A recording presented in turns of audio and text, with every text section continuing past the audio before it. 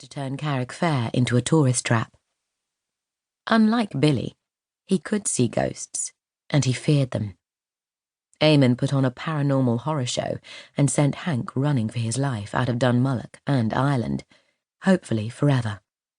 Billy hadn't appreciated the effort.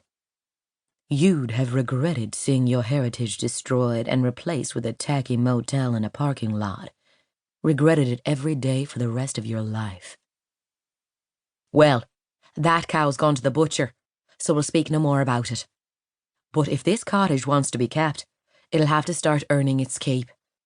And if that means selling tours to Ghostbusters, then anyone staying in this cottage. Billy looked back and forth between Gethsemane and Eamon's corner. Be they alive or dead.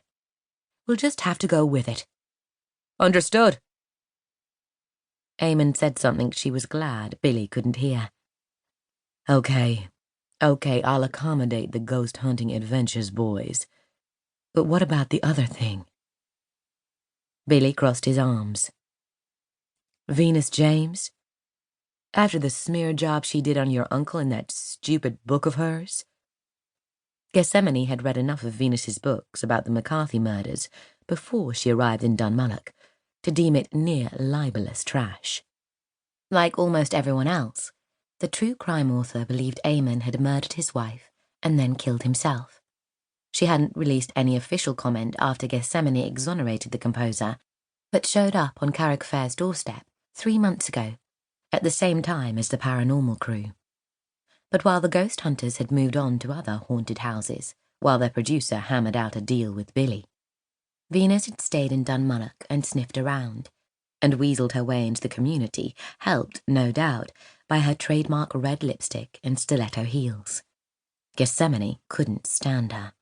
All those terrible things she said about him, the insinuations, the outright lies. Stupid book. You mean the international bestseller that's being reissued in an updated edition incorporating facts you uncovered when you exonerated Uncle Eamon? Billy leaned forward and clapped Gethsemane on the shoulder. Think of it as an opportunity to make sure Miss James gets her facts straight this time. He rose from the table, and Gethsemane followed him to the hall. If you and Uncle will excuse me, I promise to meet Miss James at the Rabbit.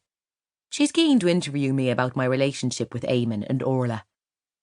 He donned his mackintosh and cap. The ghost fellas will be here in a couple of hours to look around the place and figure out what kind of equipment they'll be needing. Be nice. Maybe tell them some stories about Uncle Eamon. Gethsemane scuffed her foot against the hall bench. She kept her focus on the floor so Billy wouldn't see the daggers she shot at him. I can't use that type of language on a basic cable program. Billy laughed and opened the door. Gethsemane called after him. What about school? I've got a job, remember? This month's busy. Abe Devlin's coming to write his new opera. He's agreed to give a series of lectures and hold master classes at St. Brennan's. I'm music director. I have responsibilities.